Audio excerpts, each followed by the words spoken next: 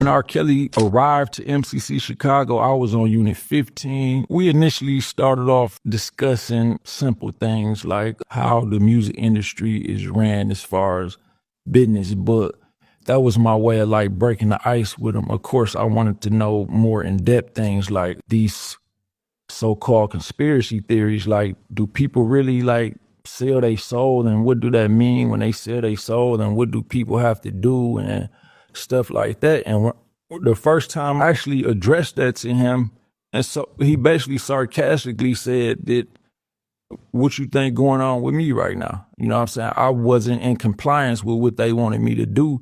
So, you know what I'm saying, if I were to continue to live how they wanted me to live and participate in things that they wanted me to participate in, this would have never happened. You know what I mean? But that's why I'm here. You know what I'm saying? They lynching me because I tried to fall back from certain activities. A lot of those activities are what people been speculating. You know what I mean? Like, people have to degrade themselves. Some people, you know, it's a science behind sacrificing a loved one. Like the people who run the music industry, they, you know, some of us are Christians or Muslims. We believe in God or you know, Buddhism or whatever. But a lot of these people really worship and believe in Satan and the devil, and they have certain practices that most people wouldn't understand. Like, why would you have to sign a contract in blood? Why would you have to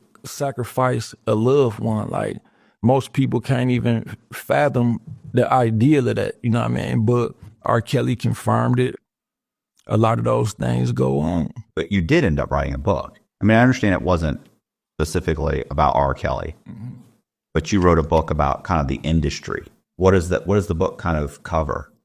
Well, I got a book out called The Holy Trap Scriptures. In that book, there's a chapter entitled The Media. So I go into the music industry and other aspects of the media in that particular chapter. But recently, I published a book called Challenging the Illuminati. I go a lot more in depth into music, the music industry, the impact and the influence that music has on the minds of people in general, especially the youth, you know what I mean, who not mature enough to think for themselves. You know, the music kind of teaches them how to think and program them to perceive life in a certain way and feel like they not in the in crowd if they don't dress a certain way, act a certain way, if they don't behave in a way that make them seem like macho man and tough guys. You know, they, in today's culture, it's like you have to, well, you don't have to, but most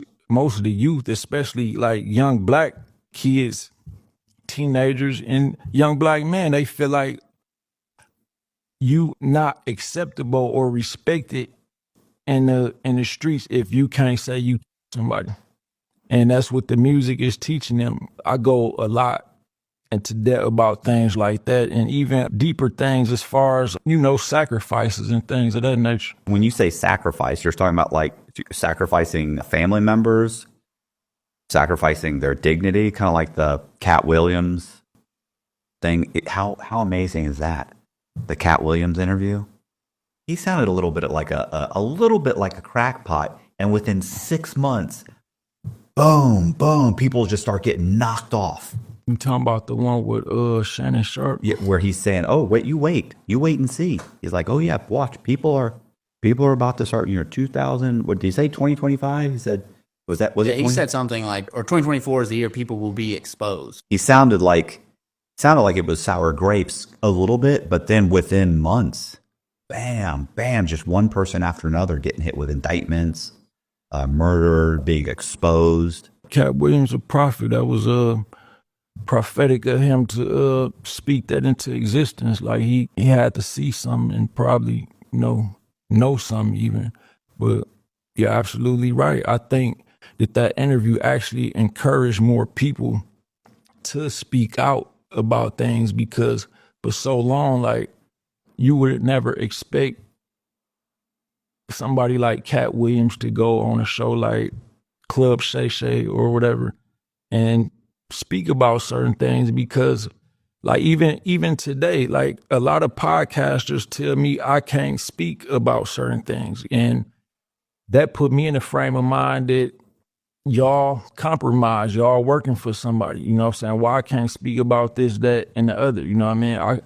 I could talk about this, like, so it shows that they trying to push a certain narrative, you know what I mean? So it was like surprising knowing how the media work and for them to allow Cat Williams to go viral off that. You know, usually interviews like that get banned. Like you got to think about Jaguar Wright interview with Piers Morgan when she was exposing Jay-Z. Like Jay-Z wasn't concerned with what she was saying at first, but when she went on Piers Morgan's show, which is like more so mainstream, now it's like, okay, now we got to do something about this because now she reaching the world and she reaching a major audience. So people gonna start taking heed to what she's saying. Well, I don't think Cat Williams was worried because I think, most people wouldn't say something because they'd be afraid it was career ending, right? But part of Cat Williams' interview was about how because he wasn't willing to do these things, his career hasn't blown up the way it should have because he's fucking hilarious, right? Like he's one of the funniest comedians out there. And yet why is it he explains very clearly, like, I didn't get this role because I was unwilling to do this. Didn't get this role because I was unwilling to do this. Didn't get that, and all these other roles were going to other people, even though I was, I'm selling out arenas. I'm funny. I'm charismatic. I can act. I've been in several big films already that were hits. But because I wasn't willing to do the things, I'm not willing to wear a dress. I'm not willing to play a gay guy. I'm not willing to, like, these should be minor things that any actor will say, well, I don't want to do that. I don't want to do that. There are big time actors that will like, well, I won't have a romantic scene with someone. Like I won't make out with another woman. Why? Because I'm a Christian. I'm married to my wife. I'm just not going to make out with someone, and they work around it. So he, I think he probably felt like he was already on a bad path, so he didn't have anything to lose. But a lot of people wouldn't say that. A lot of people that probably have the same information won't say anything because their career is going the way they want it to go. It's me, Ronnie Bo. I'm finally in the studio with my good friend Matthew Cox. Make sure y'all watch this whole interview in full because I have some great announcements. One is that my new book, Conspiracy to Colonize Our Culture, the link is in the description. Y'all gonna love it. The things that you was just speaking upon with regards to Cat Williams, like he is one of the greatest comedians of all times, and it's definitely a reason why he didn't get the opportunities that he deserved. And the same is true for R. Kelly. Like, for the record, I'm not trying to take up for R. Kelly, but a lot of the things that he spoke upon are believable to me because R. Kelly, even to this day, he one of the most accomplished musicians, R&B singers ever, if not number one. And if it wasn't for him, not willing to do certain things, he would be at the top of the game right now because you got to think of all the people he wrote songs for. He even wrote songs for Michael Jackson, you know what I mean? And a lot of other big name celebrities and singers, but he didn't get the rewards that he rightfully deserved. And with regards to his accomplishments, like his music catalog alone was worth $1.2 billion, right? And it was worth that much before they named Jay-Z a billionaire and before they named Diddy a billionaire, But we saw R. Kelly's career start to decline, and that's rare, and there's something strange about that with him being as successful as he was and being a songwriter and having a catalog worth $1.2 billion it indicates that something behind the scenes was going on. Like, and according to him, there was things behind the scenes going on. And one was that he wasn't in compliance with certain agendas. He wanted to produce different type of music. They wanted him to over sexualize his music. And they actually wanted him to do some very derogatory, degrading things to be a man, you know what I'm saying? A man who respect and honor your manhood, you know what I mean? So he was punished for his lack of compliance, you know, and the whole time we had people out here like Jay-Z, who seemingly is just a genius businessman, and he got all these accomplishments. Now he supposed to be worth $2.5 billion. And his circumstances is just now turning into what it seems like R. Kelly went through. If you could remember back in like 2001 or 2002, R. Kelly was charged back then with doing some things with a 14-year-old girl. All right. And now fast forwarded to today, Jay-Z is being investigated for that and being sued already for doing some things with a 13-year-old girl, you know, a year younger than the one that R. Kelly was initially indicted for, you know. So you got to think about why now, you know what I mean? Is it because they realizing that they don't really need Jay-Z no more? Because I'm pretty sure that the incident that Jay-Z is involved in with the 13-year-old girl happened around the time that R. Kelly was charged for doing things with a 14-year-old girl. If you look at my previous interviews, like I first went viral in the beginning of 2023 about, you know, my situation with R. Kelly.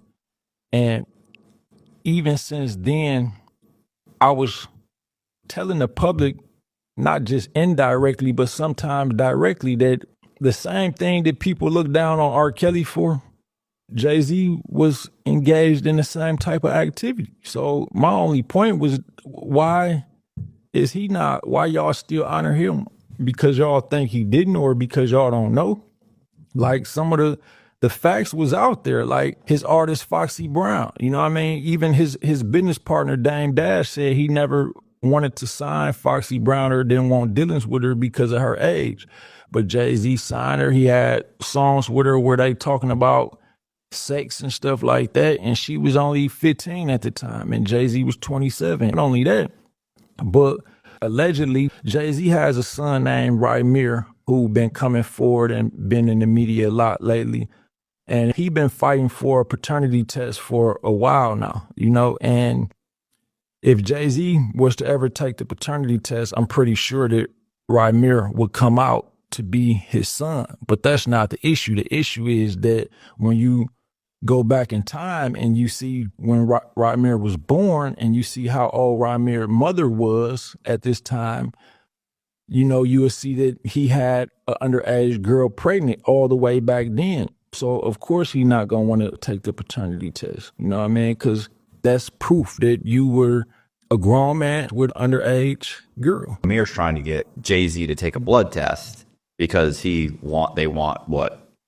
Child support or something along those lines. Or he wants to know that this is my father. He probably, that alone, even if he removed child support, you at the very least want to know this who's my father.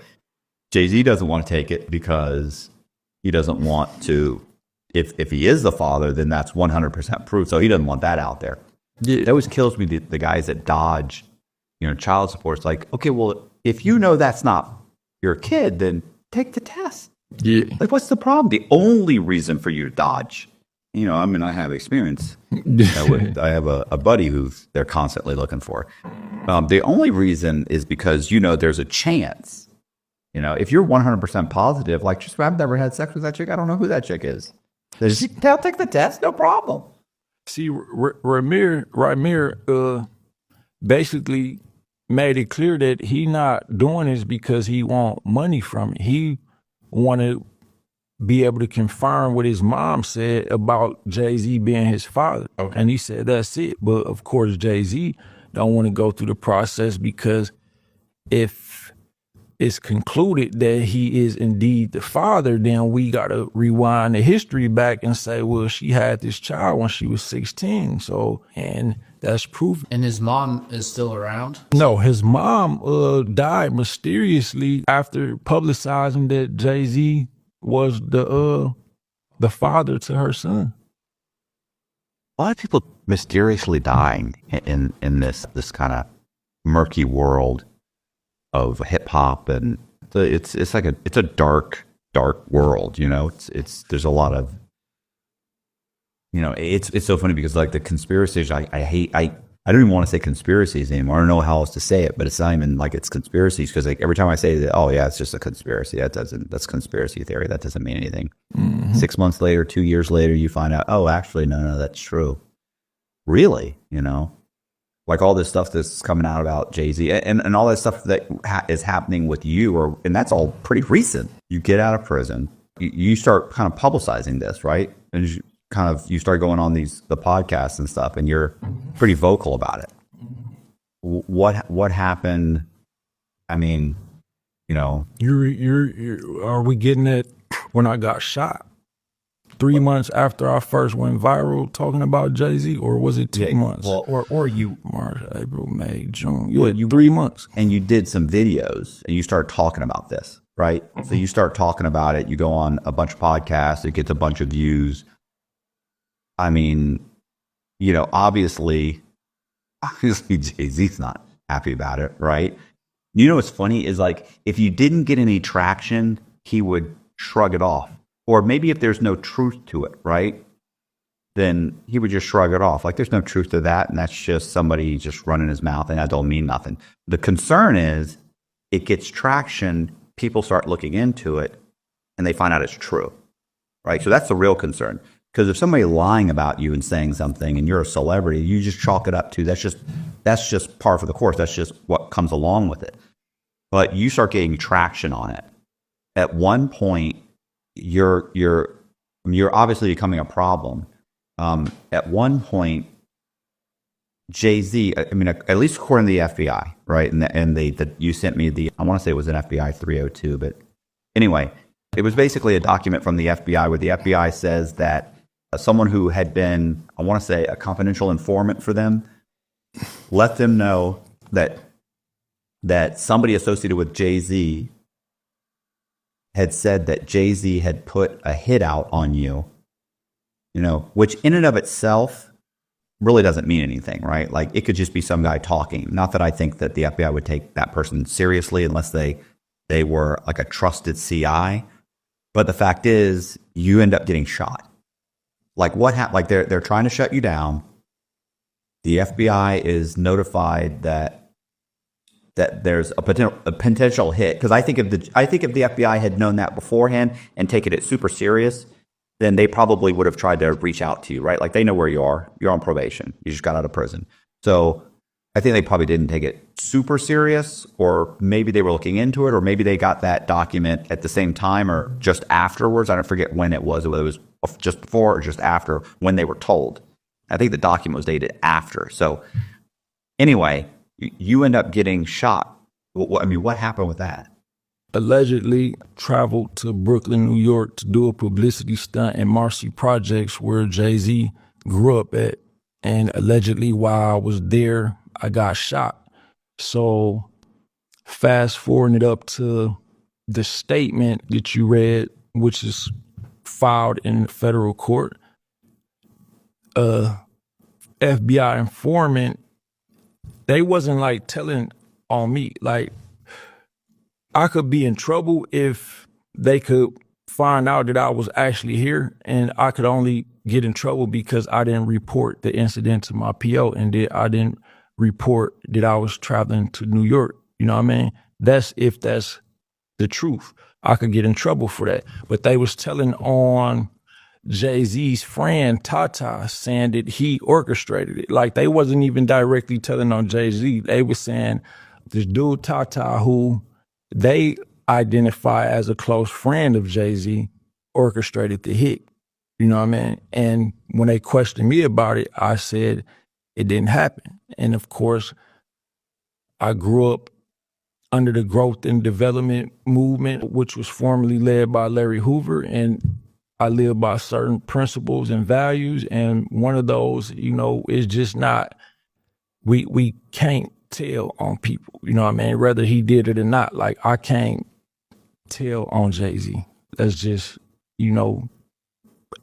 totally against what I stand for, and totally against what, all of my close associates stand for. So I wouldn't even be looked at the same if I was to say, I know Jay-Z has something to do with me getting shot, especially to the FBI. You know what I mean? If I want to later come out and start speaking on these things publicly, you know, I mean, people may even consider that snitching.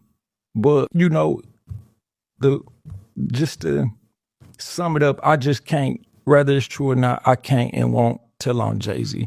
And this happened before his situation with the 13-year-old. So when I looked at that, it's like, what do Jay-Z got going on? Is Even before the lawsuit, yes. not before the incident, but before the lawsuit was even filed. Yes. So that shows that they've been investigating him for things. And even before the lawsuit with the 13-year-old came up, there were YouTubers saying that Jay-Z is under investigation because of me. You know what I mean? People even said that I told on Jay-Z. Like, the statement shows that I didn't tell on him. If you go back and look at the interviews, I never even told on him or admitted to anything publicly. However, fast forwarding it to now, you know, if he has something to do with that, of course, we talked about this before. He feel like I can't go that route no more because now I'm hot, you know what I mean? And it's gonna come back to me. So now I gotta find another way to silence this dude or get him locked up or whatever I gotta do to keep him from destroying my legacy and my reputation. Like, and that was confirmed by Sean Kelly saying that Jay-Z reached out to him about the interview. Like, that, again, that would have been a huge opportunity for me. And if I would have had the chance to speak on these things on that platform, that would have led to other opportunities. And that's what he fears. He don't want You to have the opportunity to continue to spread this message. So yes. I do have a question. When you got shot, like, did you see the guy? Was it at a distance? Right. Okay. Okay. So, all right. So scratch that. So anyway. No, you ain't got to scratch it, but No, I'm saying, so all right. So we're not going to get anywhere there. Did anybody reach out to you and say, hey, you need to tone it down, you need to step back, anything like that? Yeah, I was getting a lot of that. I was getting death threats. I was getting certain podcasters who wanted to interview me would say things like, I don't think you should say this about Jay-Z. And I felt like maybe Jay-Z had his hands tied into them somewhere. Like recently, you text me or called me the other day and told me that Sean Kelly, who was reaching out to do an interview with me, right? Right. Now, that would have been a major opportunity. He won Podcast of the Year last year. And just so happened, you text me and say, hey, Sean Kelly reached out and said he wanted to interview you. But did you say Jay-Z contacted him or Jay-Z attorney or? He actually, what he said was, I saw your interview with Ronnie Bo. Jay-Z sent me a cease and desist, so I probably can't have him on. I know he was reaching out to us on email. Great interview, though. Okay. And I responded, why did you receive a cease and desist? Like, because it didn't make sense. Like, why would he receive a cease and desist if he hadn't interviewed you yet? You see what I'm saying? Like, why would anybody? And then I didn't know by who. Well, I mean, he said by Jay-Z, but Jay-Z's not probably sending out anything. It's his lawyer. So then he sends me a copy of the cease and desist. And in the cease and desist, it's not a cease and desist from Jay-Z's attorney to him. It's a copy of a cease and desist that was sent to your attorney. I'm sorry, to your probation officer. And so, and it's just, cease and desist regarding conspiracy orchestrated by, Ronnie, and you mind if I say your last name? Go ahead. Ronnie Martin, and it's written to your probation officer. And then it goes on to basically say that you're like alleging, a complete conspiracy and the whole thing. So I told Sean Kelly, I said, this is the Ronnie's PO, not you. And he goes, I got it emailed to me.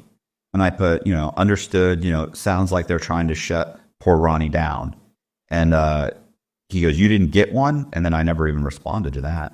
That indicates exactly what you said. They trying to shut me down. And from his words, he said that Jay-Z reached out to him.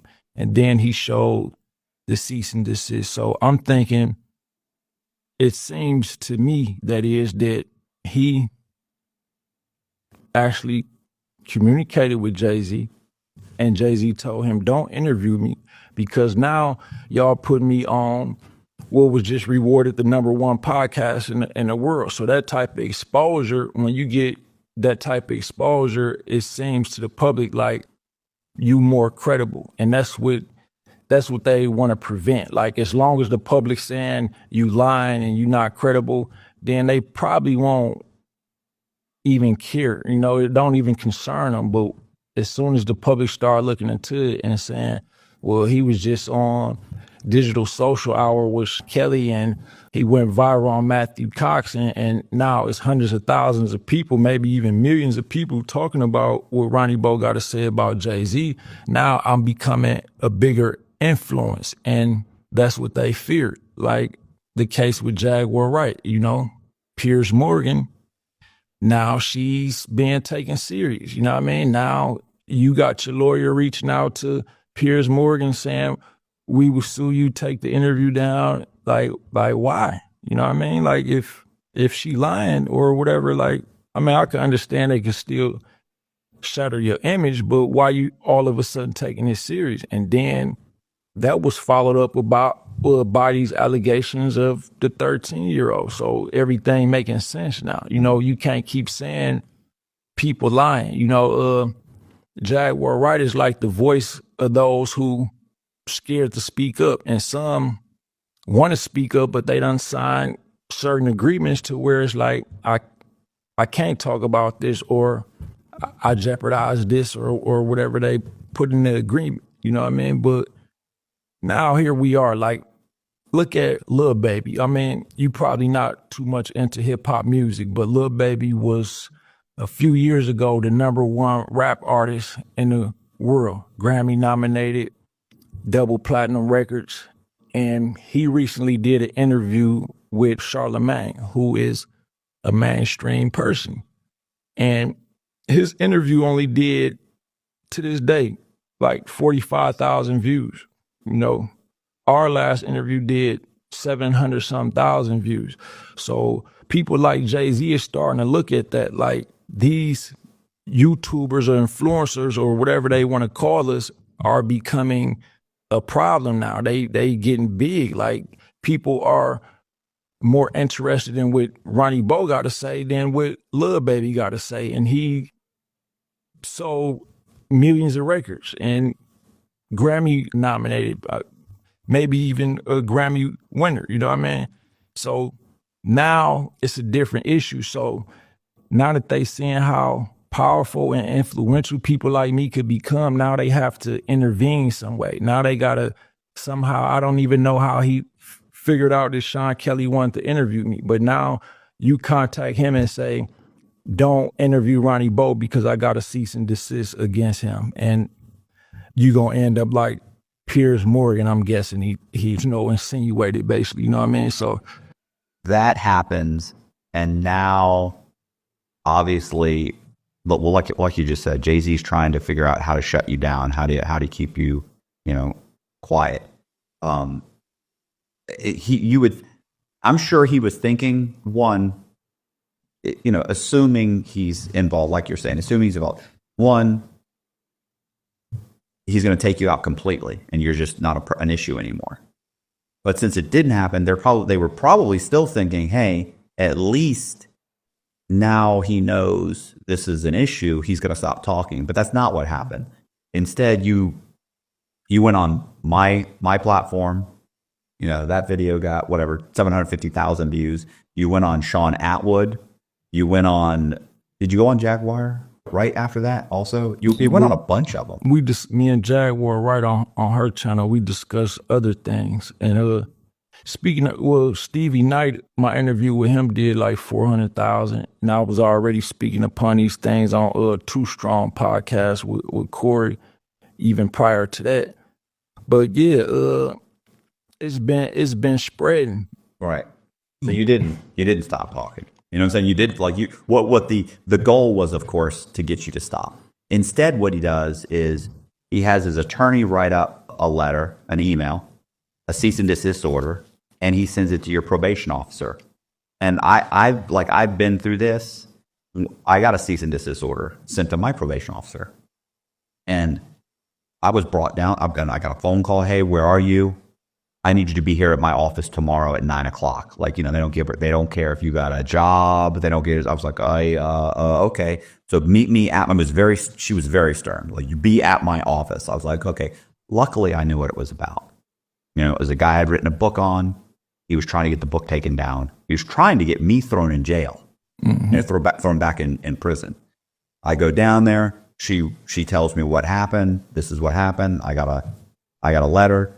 This guy says that you're giving a hard time. It it alleged a whole bunch of stuff, and it was basically telling me to stop talking about this guy. Luckily, in his letter, the guy's a pathological liar. He said a bunch of stuff that was untrue, like he had met me one time in prison. He never worked with me on a book. He never this. Luckily, I was able to pull a bunch of documents out and say, oh, he said he never worked with me? She's like, no. I was able to show core links or emails from him where he typed up stories and directed them to me and then given me the stories, the printed out version with his name and regulation number and everything. So she was like, she's looking at these. I'm able to show her that. Then he said we didn't have an agreement or anything. She's like, yeah. I go, boom. And I show her a contract. So I got a contract with this guy, signed contract. And I said, did he say that he says we don't have a contract and he didn't sign it? I flipped the page and I have a photocopy of my ID and his ID side by side on the same picture or on the same paper. So obviously I laid them down on the copy machine, made a copy at the same time. So we were clearly in the same room. Yeah. And this is clearly his signature. So I show her all that and she nodded. She was like, oh, okay. She said, well, it's good that you have all this, right? Like, she's like, oh, okay. Because I can tell you right now, if I didn't have those documents, there was a good chance I might have had my probation violated. And so I know how serious it is when someone is sending stuff to your probation officer, because your probation officer doesn't want any problems. It's one piece of paper for them to fill out to get you thrown back in jail, and then it takes you 6 months to a year to unravel that whole situation to get yourself back out. You are less paperwork in prison to them than you are out of prison. So that email was definitely directed to try and get you thrown back in prison. But you know what? I had a visit with my PO yesterday, and we talked about these issues. I have a hearing coming up February 4th, revocation hearing, but it could go good and it could go bad. Like the judge said at the last hearing, October 3rd, I believe it was, that if Ronnie comes back with no violations and he's in compliance, then he's been on papers for over 3 years now, so we'll let him off. But if he come back with any more violations, because I sent you my court documents. I have allegations of pistol whipping somebody. That's serious. It's the reason I'm not locked up. You know what I mean? It's no witnesses said that this dude walked up to me with a gun. So whatever I did after that was self-defense. Okay. Then I got people, YouTubers going live, calling my PO live, showing their audience and putting my PO number on the screen saying Ronnie Martin is part of a RICO based in the United Kingdom. I'm assuming the only people I'm affiliated with out there is Sean Atwood and his team. So I don't know where that's coming from, but many other allegations they made. But with all these allegations, my PO basically said, well, look, there's no proof. If I had proof, trust me, I would lock you up. I would have to lock you up. But I'm not going to even bring these allegations in front of the judge because there's no proof. And you already facing revocation for allegations that was never proven. So we can't just keep on bringing forth allegations with no proof. You know what I mean? So even under all these circumstances, the cease, desist, they can try to silence me.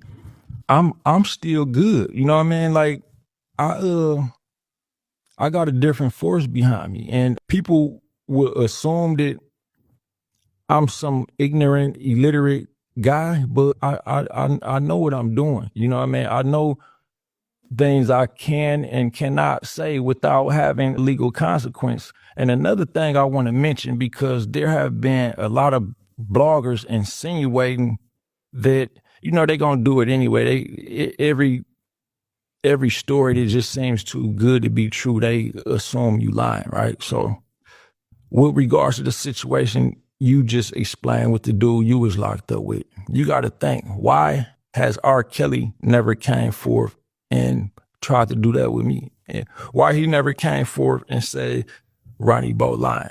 Now, I have proof. It's documented history that I was locked up with R. Kelly. I have a lawsuit with him, a part of the lawsuit from when we was in MCC Chicago together between 2019 and 2021, you know.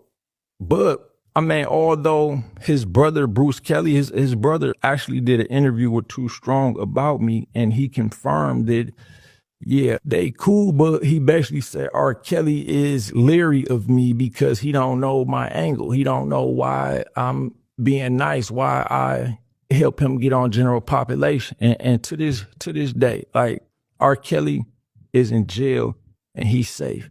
And R. Kelly know that he's safe to this day because of me. You know what I mean? And that's not, some people could take that the wrong way and see that as a threat, but I'm not saying that if I wanted to go against R. Kelly, something bad happened to him. I'm not saying that. I'm just saying he's safe now because of me, and he know that.